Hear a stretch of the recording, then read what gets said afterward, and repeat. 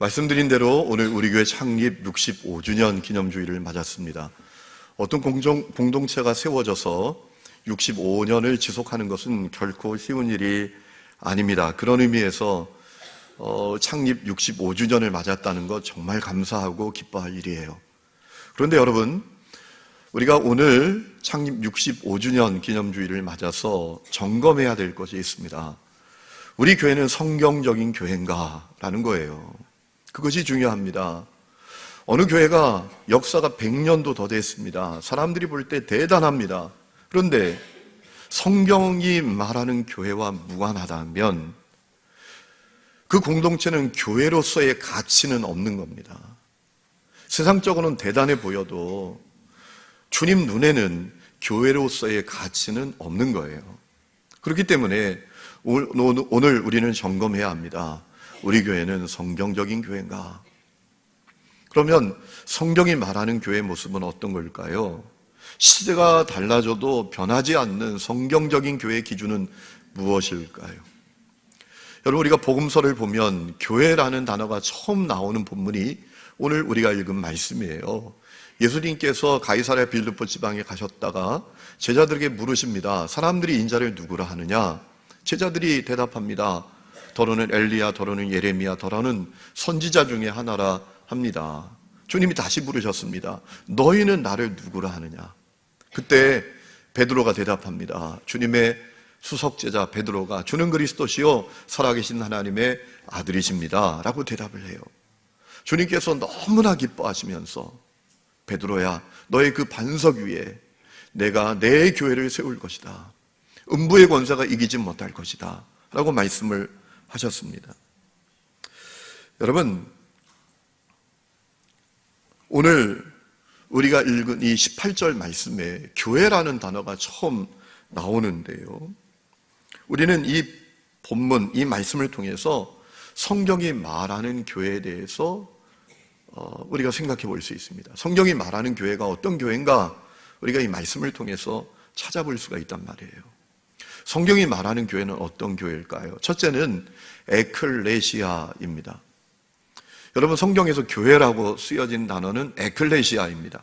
오늘 18절에 있는 교회라는 단어도 히라보로 에클레시아입니다. 이 에클레시아는 합성어입니다. 에크, 밖으로, 칼레오, 부르다라는 이 단어가 합성된 단어입니다. 그래서 번역하면 밖으로 불러낸 자들이라고 우리가 번역할 수가 있어요.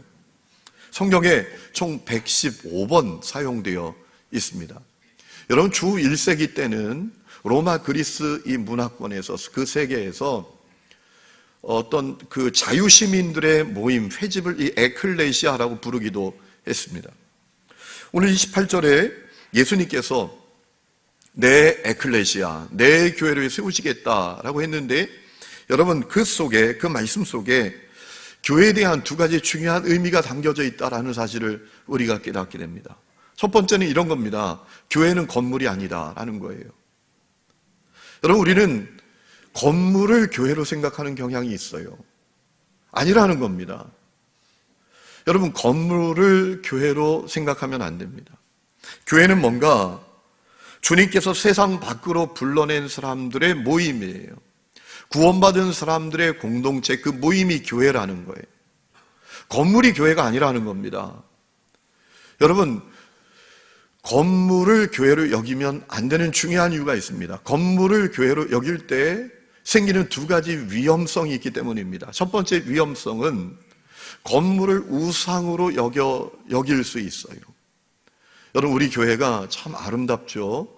저녁에 특별히 저 와룡공원에서 건너편 우리 교회를 바라다 보면 그렇게 아름답다라고 해요. 경관 조명이 아주 은은하게 비추는 이 교회의 모습이 너무너무 아름답다 하더라고요. 여러분은 아멘이 없지만 많은 분들이 그렇게 얘기를 해요. 아름다워요. 그런데 여러분, 건물이 교회가 아닙니다. 우리가 건물을 교회로 생각하면 이 건물을 우상처럼 생각할 수 있어요. 여러분, 건물을 교회로 생각할 때 또 하나 가지게 되는 위험성이 있습니다. 신앙생활을 교회 다니는 것으로 생각하게 된단 말이에요. 건물에 왔다 갔다 하는 것이 신앙생활이라고 여길 수 있다라는 거예요. 물론 우리가 예배당에 모여서 하나님께 예배하는 것 대단히 중요합니다. 저는 늘 기도합니다. 하나님, 우리 예배가 하나님의 임재를 경험하는 예배가 되게 해주십시오. 그래서 예배하다가 놀라운 일이 일어나게 해주십시오. 예배하다가 질병이 치유되고 사람이 바뀌고 가정이 바뀌고 마귀가 떠나가고 묶인 것이 풀리고 사람이 근본적으로 변화된 그런 역사가 있게 해주십시오. 옛사람이 끊어지고 악습이 끊어지는 역사가 있게 해주십시오. 그런 기도를 합니다. 실제로 우리가 모여서 예배할 때 그런 놀라운 역사가 있는 것이 사실이에요. 그런데 여러분, 그것이 전부가 아니에요. 신앙생활이 그것이 전부가 아니란 말이에요.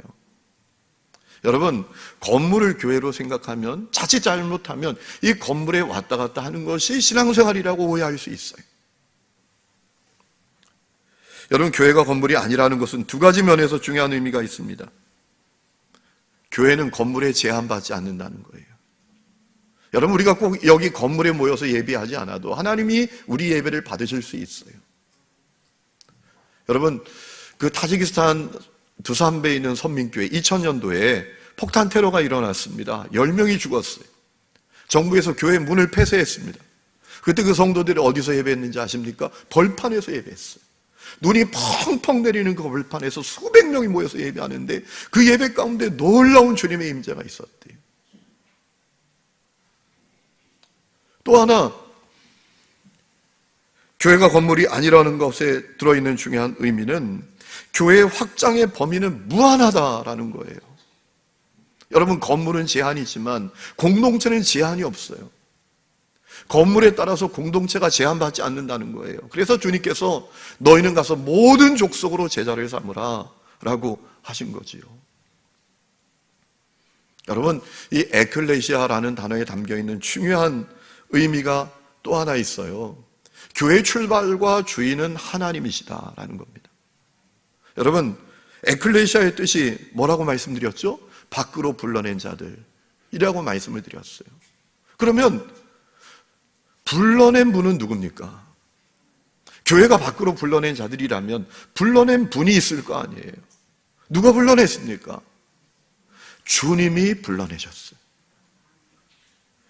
여러분, 에베소 2장을 보면 우리는 과거에 허물과 죄로 죽었었고, 그리고 마귀를 쫓아다니면서 살았었고 본질상 진노의 자녀였다라고 했어요. 그런데 우리를 주님께서 불러내셨습니다. 구원으로 불러내셨습니다. 교회로 불러내셨습니다. 그 불러낸 분은 주님이시라는 거예요. 다르게 말하면 교회의 시작과 주인은 주님이시라는 거예요. 이 에클레시아라는 단어를 통해서 교회의 시작이 누구냐, 교회의 주인은 누구냐, 우리는 그 답을 분명히 알게 됩니다. 여러분, 우리 교회 연역 첫 줄을 보면 이렇게 되어 있습니다. 1954년 3월 20일 이문복 목사가 진덕필, 김홍순, 전전백, 박과희, 김정자, 이완복 이와 같이 6명의 성도들과 함께 첫 예배를 드림으로 시작되었다. 틀렸어요. 아니에요. 우리 교회의 시작은 그분들을 통해서 시작된 게 아니에요. 우리 교회의 시작은 주님이 시작하신 거예요. 주님이 하늘 이민교회를 시작하신 거예요. 우리가 그 사실을 잊지 말아야 돼요. 그래야 건강한 교회 됩니다. 가끔 어떤 교회는 이 교회의 시작이 나야, 이 교회의 주인이 나야, 그렇게 어리석게 주장하는 사람들이 있어요. 그래서 문제가 생기는 교회가 있어요. 여러분, 교회의 시작과 주인은 주님이신 것을 믿으시기 바랍니다. 교회의 시작과 주인이 주님이시라는데 아주 엄청난 중요성이 있습니다. 여러분, 교회를 주님이 시작하셨고 교회의 주인이 주님이라면 누구도 교회를 비난해서는 안 됩니다. 여러분, 오늘 교회를 비난하는 사람 많아요. 교회를 욕하는 사람이 많아요. 교회가 이게 잘못됐다, 저게 잘못됐다, 이게 문제다, 덩달아 춤춥니다. 안 돼요. 왜 그렇습니까? 교회를 시작하신 분, 교회의 주인 되신 분이 주님이세요. 지난번에 그 분당 우리 교회 이찬수 목사님 설교 영상을 제가 한번 쭉 본 적이 있는데 그분이 아주 공감 가는 얘기를 하시더라고요. 그분이 그런 얘기를 해요. 자기도 얼마 전까지 한국교회 이게 잘못됐다, 저게 잘못됐다, 뭐가 잘못됐다 비난했는데 자기에게 큰 문제가 있더라는 거예요. 비난한다는 건 뭐냐 하면 자기는 문제 없다는 것 아니냐는 거예요. 내가 문제가 없다고 여기니까 비난하죠. 손가락질하고 정죄하죠. 나는 문제 없고 다른 사람만 문제 있고 우리 교회는 문제 없고 다른 교회만 문제 있다. 이게 큰 문제더라는 거예요. 여러분, 교회의 시작과 주인은 주님이십니다. 그렇기 때문에 우리는 세상 사람들과 덩달아 교회를 비난해서는 안 돼요. 교회를 욕해서는 안 돼요. 여러분, 모든 교회는, 이단 빼고는 모든 교회는 존귀하고 소중한 교회인 것을 믿으시기 바랍니다. 왜냐하면 주님이 시작하셨잖아요. 주님이 주인 되셨잖아요. 주님이 불러내셨잖아요. 그래서 우리가 모이게 된 거잖아요. 그러니까 모든 교회는 존귀하고 소중한 교회입니다. 두 번째로 교회는 신앙 고백을 가진 사람들의 공동체예요. 여러분, 예수님께서 너희는 나를 누구라 하느냐라고 주님께서 질문하셨을 때 베드로가 대답했죠. 주는 그리스도시요 살아계신 하나님의 아들이십니다. 주님도 깜짝 놀라실 정도로 완벽한 신앙 고백이었어요. 여러분, 예수님이 구원자시고 예수님이 하나님이셨잖아요. 베드로는 정확하게 신앙 고백을 했던 것입니다. 주님께서 그 신앙 고백을 칭찬하시면서 내가 베드로 반석 위에 교회를 세우시겠다라고 하셨잖아요. 그런데 천주교회는, 가톨릭은 이 말씀을 잘못 해석했어요. 베드로를 교회의 기초라고 해석을 했습니다. 그래서 교회는 베드로의 후계자인 교황 위에 세워진다는 거예요. 교황 없는 교회는 존재하지 않는다는 거예요. 여러분, 잘못된 해석이에요. 내가 이 베드로 반석 위에 교회를 세우시겠다는 말씀은 그런 의미가 아니라 어떤 의미인가 하면 베드로와 같은 신앙 고백이 있는 곳에 주님의 교회를 세우시겠다는 거예요. 교황 위에 세우신다는 게 아니에요. 교황이 교회의 기초가 아니에요. 교회의 기초는 신앙 고백이 교회의 기초란 말이에요. 그렇기 때문에 우리는 예수님의 말씀을 통해서 교회는 무엇인가라는 그 답을 얻을 수 있습니다. 교회는 그냥 공동체가 아니라 신앙 고백을 가진 사람들의 공동체다라는 거예요. 여러분, 세상에 많은 교회들이 있는데 교회라고 다 똑같은 교회가 아닌 것을 여러분이 기억하셔야 합니다. 어떤 교회에 대단한 사람들이 모였습니다. 엄청난 사람들이 모였습니다. 아주 엄청나게 또 많이 모였습니다. 그런데 그 사람들에게 신앙 고백이 분명하지 않다면 그 공동체는 교회 아닙니다. 교회는 신앙 고백을 가진 사람들의 공동체예요. 신앙 고백을 가진 사람들의 모임이 교회다라는 사실을 잊지 말아야 돼요. 아무리 많은 사람들이 모였어도 그 모인 사람들에게 신앙 고백이 분명하지 않아 교회 아니에요. 여러분, 얼마 전에 실천신학원 대학교라고 한국교회를 많이 돕는 아주 실제적인 학문을 연구하는 학교인데 그 학교의 교수님 한 분이 한국교회 성도들을 대상으로 설문조사를 했어요. 그랬더니 충격적인 결과가 있었어요. 타 종교에도 구원이 있는 것 같다라고 대답한 사람이 100% 가운데 약 40%나 된다는 거예요. 예수님이 길이고 예수님이 진리고 예수님이 생명이라고 분명히 믿지 못하는 사람, 주는 그리스도시요 하나님의 아들이십니다 라고 분명한 신앙 고백을 갖지 못한 사람들이 의외로 교회 안에 많다라는 거예요. 여러분, 성경에 분명히 사도행전 4장에 뭐라고 말씀하셨는가 하면 천하 인간의 구원 얻을 다른 이름을 우리에게 주신 바가 없다라고 했습니다. 오직 주 예수 그리스도 그분을 통해서 우리가 구원을 받는다는 거예요. 요한복음 3장 16절에 하나님이 세상을 이처럼 사랑하사 독생자를 주셨으니 이는 그 독생자 예수를 믿는 자마다 영생을 얻는다고 하셨습니다. 예수를 믿음으로 구원을 얻는 거예요. 우리에게 구원 얻을 이름은 오직 주 예수 그리스도 그분밖에 없습니다.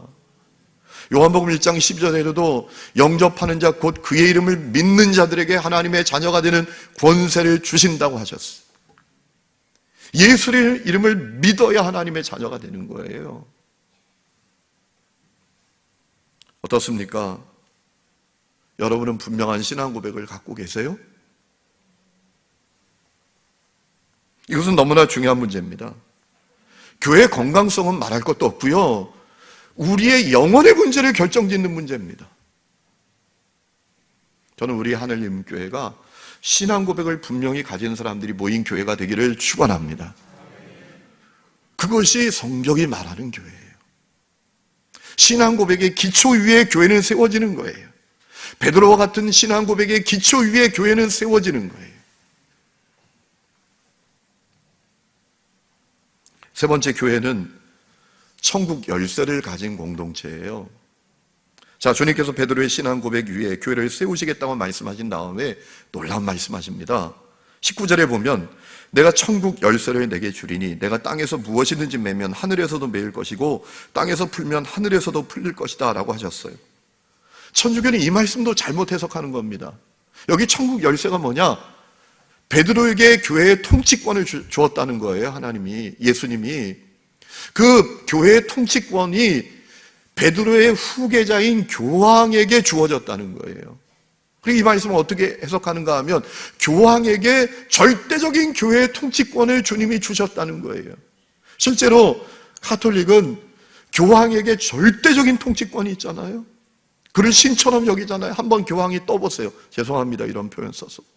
그러면 막 가서 만지려고, 발이라도 잡아보려고, 옷자락이라도 붙들어 보려고 난리 나요. 왜 그런지 아세요? 그에게 교회의 통치권이 있다고 믿기 때문에 그래요. 여러분, 절대로 그렇지 않아요. 오직 온 땅의 통치자, 교회의 통치권은 주 예수 그리스도께 있는 줄로 믿습니다. 교황도 할 수 없는 죄인이에요. 의인은 없나니 한 명도 없다라고 하셨잖아요. 여러분, 천국 열쇠를 베드로에게 주신다는 의미는 어떤 건가 하면 십자가 복음을 전하는 사명을 주님께서 교회에 주신다는 거예요. 그 복음을 어떻게 전하는가에 따라서 결과가 달라진다는 거예요. 십자가 복음을 전하면 한 사람이 살고, 한 가문이 살고, 한 부족이 살고, 한 민족이 사는 역사가 일어날 수 있다는 거예요. 그러나 전하지 않으면 너무나 비참하고 안타까운 결과가 벌어진다는 것이죠. 여러분, 오늘 교회에서 많은 일들이 이루어지는데요, 핵심은 뭐냐? 십자가 복음을 전함으로 영혼을 구원하는 것, 그리고 구원받은 그 영혼을 말씀으로 주님의 제자 되게 하는 것이 교회의 핵심적인 사역인 것을 믿으시기 바랍니다. 그것이 성경이 말하는 교회예요. 여러분, 교회의 기능이라고 말하죠. 교회의 사명이라고 말할 수도 있는데요, 교회의 첫 번째 기능은 캐리그마예요. 복음을 전하는 겁니다. 두 번째 기능은 디다케예요. 말씀을 가르치는 거예요. 제자 세우는 것. 그것이 주님이 원하시는 교회란 말이에요. 여러분, 마가복음 16장 15절에 보면 마가는 우리에게 증언합니다. 부활하신 예수님께서 분명히 말씀하셨다는 거죠. 너희는 온 천하에 다니며 만민에게 복음 전파하라. 누가는 사도행전 1장 8절에 주님께서 부활하셔서 오직 성령이 너에게 임하시며 너희가 권능을 받고 예루살렘, 온 유대, 사마리아 땅끝까지 이르러 내 증인 되어야 한다라고 분명히 말씀하셨다고 우리에게 알려주고 있어요. 그뿐만 아니라 마태복음 28장을 보면 마태도 우리에게 증언하고 있어요. 가서 모든 민족을 제자로 삼고 세례 베풀고 하나님의 말씀을 가르쳐 지키게 해야 된다. 그것이 교회의 사명이라고 분명히 알려주었어요. 여러분, 초대교회는 그 사명에 충실했습니다. 그 사명을 잘 감당했습니다. 초대교회는 증인 공동체였습니다. 제자를 세우는 공동체였습니다. 사도행전 4장 33절에 보면 사도들이 큰 권능으로 주 예수의 부활을 증거했다라고 했습니다. 사도행전 5장 42절에 보면 저희가 날마다 성전에 있든지 집에 있든지 예수는 그리스도라 가르치기와 전도하기를 쉬지 않았다라고 했습니다. 여러분, 오늘 우리 교회도 성경이 말하는 그와 같은 교회가 되기를 원합니다. 우리 교회도 영혼을 구원하고 그 영혼을 제자로 세우는 교회가 될 수 있기를 축복합니다. 어떻게 우리가 영혼을 구원할 수 있을까요?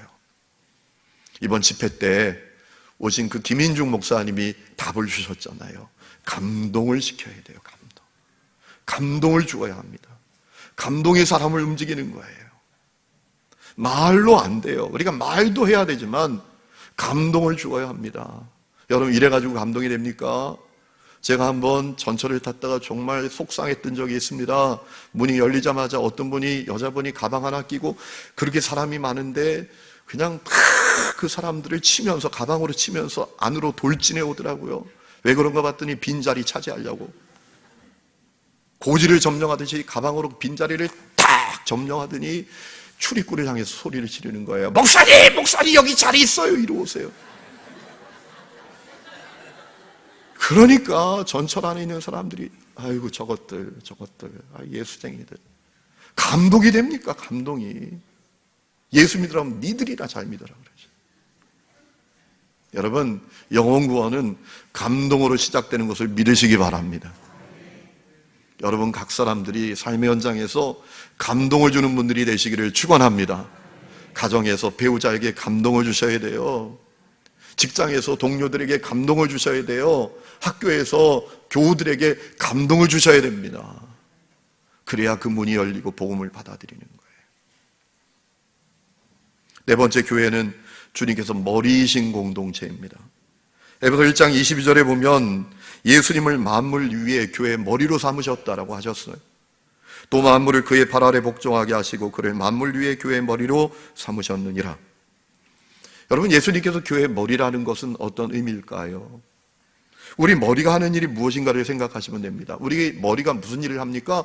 생각하고 판단하고 결정합니다. 그럼 몸은 따르는 거예요. 우리 몸은 철저하게 머리에 의존되어 있습니다. 머리가 판단하고 결정하는 대로 따라 움직입니다. 그것이 건강한 몸이에요. 여러분, 몸이 건강하지 않으면 어떻게 되죠? 머리가 아무리 결정하고 판단해서 명령을 내려도 몸이 말을 안 들으면 병든 거예요. 아니, 머리가 결정을 하고 판단을 하고 뭔가 지시를 내리지 않았는데도 움직인다면 그것도 병든 거예요. 마찬가지예요. 주님께서 교회의 머리가 되신다는 것은 뭔가 하면 머리 대신 주님께서 교회를 통치하시고 주장하신다는 거예요. 우리의 머리가 우리의 온몸을 주장하고 통치하는 것처럼 머리 대신 주님이 우리 교회를 주장하시고 통치하신다는 거예요. 안타깝게도 그렇지 못한 교회가 많아요. 어떤 교회는 사람이 머리예요. 어떤 교회는 전통이 머리입니다. 어떤 교회는 그 교회의 역사가 머리예요. 어떤 교회는 목사의 목회 계획표가 머리예요. 목회 계획표에서 벗어나는 일은 주님이 아무리 원하셔도 못해요. 그 교회의 역사에서 한 번도 하지 않았던 일은 주님이 아무리 원하시고 성경이 이야기한 말씀하시는 내용이라고 할지라도 안 해요. 건강하지 않은 거죠. 주님이 말씀하시지 않았는데도 말씀하시지 않은 것, 주님이 기뻐하시지 않는 것인데도 열심히 하는 교회가 있어요. 건강하지 않은 거죠. 여러분 생각해 보세요. 제가 설교를 하는데 제가 명령도 내리지 않았는데 제 얼굴이, 제 목이 자꾸 이런다면 여러분들이 예배에 집중이 되시겠어요? 큰 문제 생기겠죠. 그와 같은 교회가 많다라는 거예요. 저는 우리 교회의 머리가 주님이 될 수 있기를 원합니다. 주님이 통치하시고 주님이 주장하시고 주님이 다스리시는 교회가 되기를 원합니다. 다섯 번째는 교회는 만물을 충만케 하는 공동체입니다. 왜냐하면 교회는 주님의 몸이기 때문에 그렇죠. 에베소 1장 23절에 보면 교회는 그의 몸이니 만물 안에서 만물을 충만케 하시는 이의 충만함이니라. 쉽게 말하면 이런 겁니다. 교회는 주님의 몸이니까 만물을 충만케 하는 공동체가 될 수 있다는 거예요. 왜 그럴까요? 여러분, 그것은 우리 몸으로 생각해 보시면 됩니다. 여러분, 사람들을 가만히 보세요. 사람들이 가장 귀하게 여기는 게 뭡니까? 사람들이 가장 귀하게 여기는 곳은 어디입니까? 자기 몸이에요. 자기 몸을 얼마나 귀하게 여기는지 그 몸을 단장합니다, 치장합니다, 꾸밉니다. 어디까지 꾸미는지 아세요? 발톱까지도 꾸미더라고요. 자기 몸을 위해서 먹어요, 입어요, 저축해요. 자기 몸을 얼마나 귀하게 여겨 자기 몸에 좋은 것으로 공급합니까? 똑같아요. 여러분, 교회가 주님의 몸입니다. 그렇기 때문에 주님은 주님의 몸된 교회에 좋은 것으로 충만하게 하십니다. 그래서 교회는 세상을 충만하게 하는 공동체가 되는 거예요. 여러분, 주님께서 교회에 어떤 것을 충만하게 하십니까? 은혜를 충만하게 하시죠. 사랑을 충만하게 하시죠. 능력을 충만하게 하시죠. 용기를 충만하게 하시죠. 치유를 충만하게 하시죠. 변화를 충만하게 하시죠. 아멘이 나올 때까지 영생을 충만하게 하시죠. 충만하게 하세요. 교회에. 주님의 몸이니까 우리가 우리 몸에 좋은 것을 공급하는 것처럼 주님도 이 교회가 주님의 몸이기 때문에 우리 공동체에 주님께서 좋은 것으로 충만하게 하신단 말이에요. 그래서 우리가 마음만 먹으면 세상을 충만하게 해줄 수 있어요. 세상을 행복하게 할 수 있어요. 그렇지 않아요?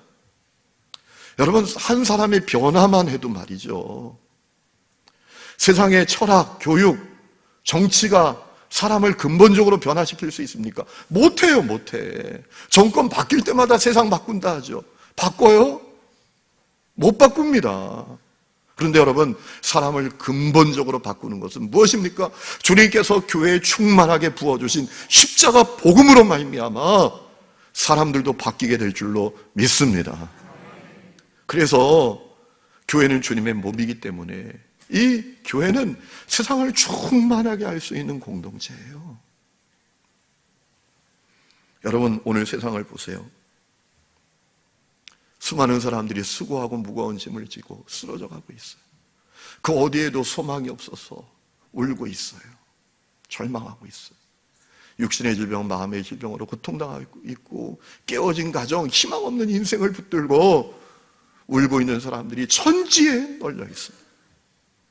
여러분, 그들을 누가 충만케 할 수 있습니까? 교회가 그들을 행복하게 하고 그들을 교회가 세우고 교회가 그들을 충만케 할 수 있는 것을 믿으시기 바랍니다. 왜? 말씀드립니다. 말씀드렸잖아요. 교회가 주님의 몸이에요. 주님의 좋은 것으로 충만하게 하셨어요. 우리는 순종하여 나누어 주기만 하면 돼요. 여러분, 건강하지 못한 교회는 그래서 맨날 무슨 얘기만 하는지 아십니까? 없대요, 없대. 없는 거예요. 나눠줄 게 없대요. 공급해줄 게 없대요. 그런데 건강한 교회는 달라요. 줄 수 있대요. 줄 수 있대요. 주님이 우리에게 주신 사랑 줄 수 있대요. 우리에게 주님이 주신 재정 줄 수 있대요. 주님께서 우리에게 주신 십자가 복음 줄 수 있대요. 그것이 주님이 계획하신 성경적인 교회입니다. 여러분, 교회 기능 가운데 디아코니아라는 게 있어요. 섬기는 거예요. 여러분, 섬김도 능력이 있어야 섬기는 거예요. 힘이 있어야 섬기는 거예요. 그런데 우리는 섬길 수 있어요. 왜냐하면 교회가 주님의 몸이기 때문에 세상을 충만하게 할 수 있는 것들을 주님께서 교회에 채워주셨기 때문에 그래요. 저는 우리 교회가 세상을 충만케 하는 교회가 될 수 있기를 축원합니다. 우리 교회 카페도 수익금 전부를 이 지역의 어려운 분들에게 나눠줘요. 우리가 1,000원 내고 점심 먹는 거 이 지역에 다 나눠주잖아요. 꽃꽂이 안 하는 거 여러분이 헌금해 주시면 이 지역에 다 나눠줍니다. 매달 200만 원 이 지역에 다 나눠주고 있어요. 어려운 분들이 의료보험 안 되는 것 때문에 힘든 경우들이 많아요. 병원에 갔는데 의료보험 안 되는 부분이 있어요. 그러면 동사무소에서 저희 교회에 연락합니다. 어떤 분이 있는데 병원에 갔는데 의료보험 안 되는 게 80만 원이랍니다. 그럼 저희는 보내주는 거예요. 여러분, 교회는 세상을 충만케 하는 공동체. 그것을 믿고 우리 교회가 그런 교회 될 수 있기를 축원합니다. 마지막으로 교회는 한 몸이고 영적 가족이에요.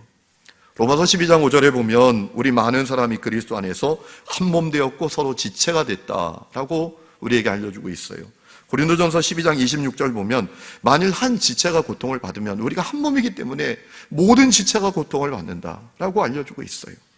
여러분, 교회는 한 몸이에요. 끊어질 수 없는 영적 가족이죠. 실제로 초대교회는 이런 건물이 없었기 때문에 어디에 모였나요? 집에서 모였어요. 집이 교회였습니다. 집이 예배당이었어요. 집이 교회 공동체가 모이는 장소였어요. 그러다 보니까 어떤 일이 벌어졌죠? 정말 영적 가족이 되는 거예요.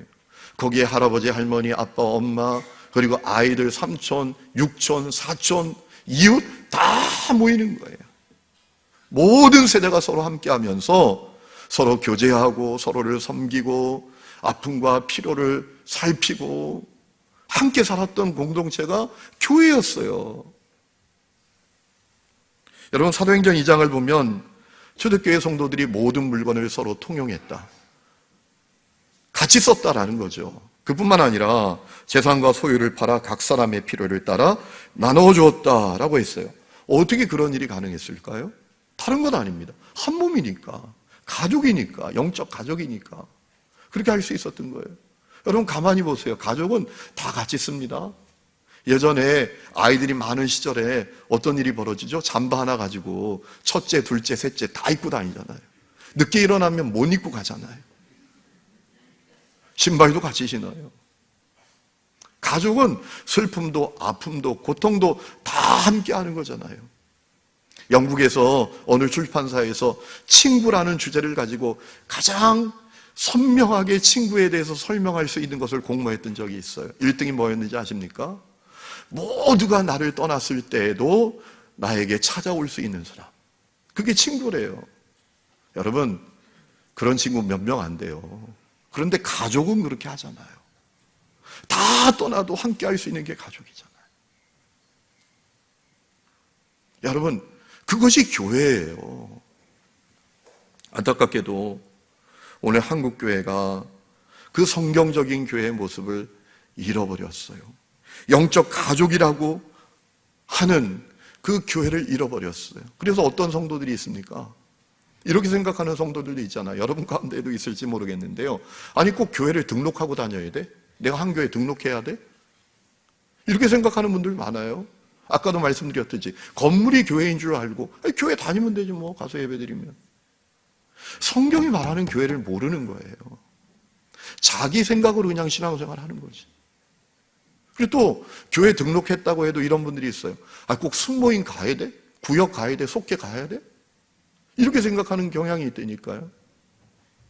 성경적인 교회가 뭔지를 모르는 거예요. 성경 속의 교회는, 성경이 알려주는 교회는 한 몸이고 영적 가족이에요. 눈물도 슬픔도 기쁨도 아픔도 다 함께 나누면서 사는, 함께 사는 가족이에요. 그게 교회예요.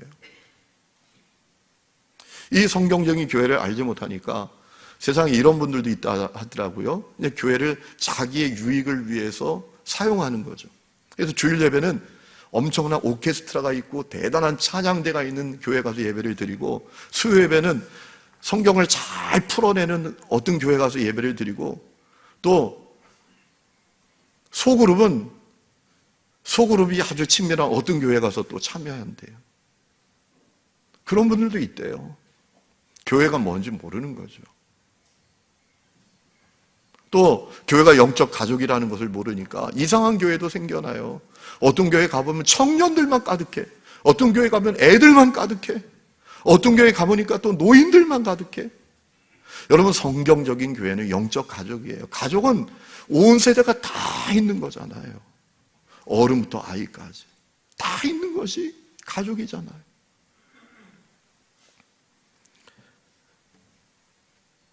여러분, 우리가 연령대별로 모이지만 한 가족임을 잊지 말고 여러분이 여러분의 자녀들에게 가르쳐 주셔야 돼요. 제가 얼마 전에 들은 얘기인데, 우리 청년들이 이런 불만을 갖고 있대요. 아니, 왜 자꾸 우리를 동원하려고 해? 70일 기도해. 어른들끼리나 하지. 왜 우리 보고 나오라 그러는 거야? 우리를 숫자로 생각하고 동원하려고 하는 거야? 아이들이니까 그런 얘기 하죠. 어리석으니까. 왜 동원을 하겠어요? 오라고 하는 이유는 영적 가족이니까, 함께 은혜 받아야 되니까, 함께 기도해야 되니까, 함께 하나님을 만나야 되니까. 아멘이시죠? 여러분, 가족은 다 같이 해요. 일도 같이 하고 기도도 같이 하고 프로그램도 같이 하고. 가족은 다 같이 해요. 그럴 때 또 시너지 효과가 나잖아요. 제가 식당에 이렇게 다니다 보면 잘 되는 식당, 아주 좋은 식당, 번성하는 식당의 특징이 있더라고요. 가족들이 똘똘 뭉쳐서 같이 하는 거예요. 아이들부터 할머니, 할아버지까지 다 힘을 합해서 하는 식당은 10중 8구 잘 되더라고요. 성경적인 교회가 그거란 말이에요. 교회가 영적 가족이다라는 사실을 기억하고 서로 돌보며 봉사하고 섬기고 교제하고 나누며 사는, 그것이 성경이 우리에게 알려주는 교회다라는 거예요. 그런 교회 세우시기를 축원합니다. 여러분, 교회가 영적 가족임을 기억할 때 잊지 말아야 할 교회의 모습이 있어요. 거룩한 교회입니다. 거룩한 교회.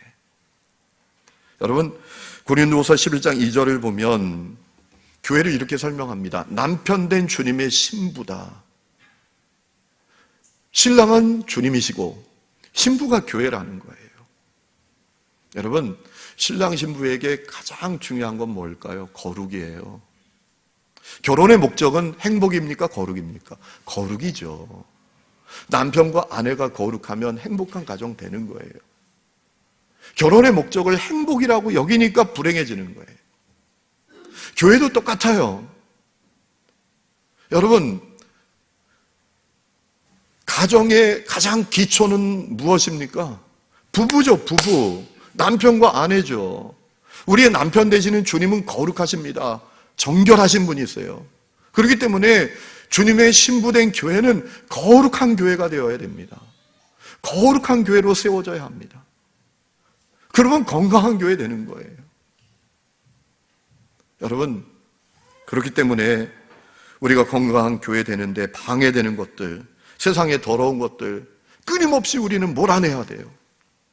미움, 분쟁, 시기, 다툼, 정욕, 세상 정욕, 명예, 권력, 돈에 대한 정욕들, 그것들을 우리는 끊임없이 살피고 버리고 끊임없이 갱신돼야 돼요. 거룩한 교회를 꿈꿔야 돼요. 여러분, 교회가 주님의 거룩한 신부다라는 사실을 깨닫지 못하니까 목사들도 권력, 명예에 대한 야망에 빠져서 무너지고 교회도 복잡해지고 그런 일이 벌어지는 거예요. 저는 우리 하늘님 교회가 거룩한 교회 될 수 있기를 주의 이름으로 축원합니다. 여러분, 교회가 시작되는 전제가 있다는 사실을 기억해야 합니다. 교회가 시작되는 전제가 있어요. 교회가 시작되려면 이것이 반드시 있어야 합니다. 무엇입니까? 성령의 임재입니다. 성령의 임재. 여러분, 사도행전 1장을 보면 부활하신 예수님께서 제자들에게 찾아오셔서 하나님께서 약속하신 것을 기다려라 라고 하셨어요. 그것이 뭘까요? 성령 세례였습니다. 너희는 몇 날이 못 돼서 성령 세례 받을 것이다. 그래서 제자들이 사도행전 2장에 보면 다 함께 모여서 간절히 하나님께 기도했잖아요.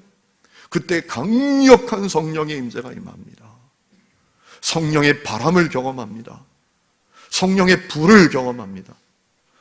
혀 같은 불이 쫙 나타나더니 그것이 120개로 쫙 갈라져서 거기 모인 사람들 위에 임했다라고 했잖아요. 그리고 교회가 시작이 됐어요. 그러니까 교회가 시작되는 전제는 성령의 임재라는 거예요. 여러분, 성령의 임재 없는 교회 아닙니다. 성령의 임재 없는 교회, 무기력한 교회 되는 것입니다. 성령의 임재와 역사가 없는 교회, 그저 사람의 몸짓과 사람의 소리로만 가득한 교회가 되는 거예요. 여러분, 초대교회는 성령의 임재로 시작된 교회입니다. 저는 우리 교회가 성령의 임재가 있는 교회가 되기를 원합니다. 그럼 어떻게 우리가 성령의 임재를 경험할까요? 기도하는 것입니다. 70일 기도로 끝나는 것이 아니라 우리가 매일매일 기도하는 거예요. 은혜의 보좌 앞에 담대히 나아가는 것입니다. 기도로 사는 거예요. 주님의 은혜를 구하는 것입니다. 저는 우리 교회가 낮이나 밤이나 교회에 오면 기도하는 사람들을 볼 수 있는 교회가 되기를 원합니다. 그러면 성령이 임재하시고 주님이 교회를 세우시는 거예요. 이제 말씀을 마칩니다. 한 가지 말씀드리고 마치는데요. 로빈 마이어라는 사람이 쓴 언더그라운드 교회라는 책에 나오는 내용이에요. 어떤 사람이 하루는 길을 가는데요, 참새 한 마리가 얼마나 똑똑한지 한 4km는 더 되는 것 같은 참새가 띠뚱 걸어가는 거예요. 하도 기가 막혀서 말을 걸었대요. 야, 참새, 너 너무 무겁다고 생각하지 않냐? 그러더니 참새가 대답을 하더래요. 그래서 지금 살 빼려고 걷잖아요. 그래서 살 빼려고 걷고 있는 거 아니에요? 지금 안 보이세요? 다시 물었대요. 야, 너 참새잖아. 아니, 참새가 날아야지 왜 걷냐? 날아! 그랬더니 그 참새가 어이없다는 표정으로 말을 하더래요. 날아요? 나는 게 뭐예요? 난 한 번도 날아본 적이 없어요. 날면 다쳐요. 아, 이 말이 안 통하는 참새구나 생각해서 마지막으로 이름이나 물어보려고. 야, 참새, 너 이름이 뭐냐? 라고 했더니 그 참새가 대답하더래요. 내 이름이요? 내 이름 교회예요, 교회. 내 이름 교회라니까요. 라고 하더래요. 여러분, 성경적인 교회로 돌아가면 비상할 수 있어요. 세상을 충만케 하는 교회가 될 수 있어요. 세상에 희망이 되는 교회가 될 수 있어요. 그런데 성경적인 교회로 돌아가지 못해서 비대해졌어요. 몸은 비대해졌어요. 한국교회 천만이래요. 그런데 비상하지 못해요. 자기 몸 하나 가누지 못하는, 어찌할 바 모르는 그런 교회 모습이 오늘 우리들의 교회 모습이 되었어요.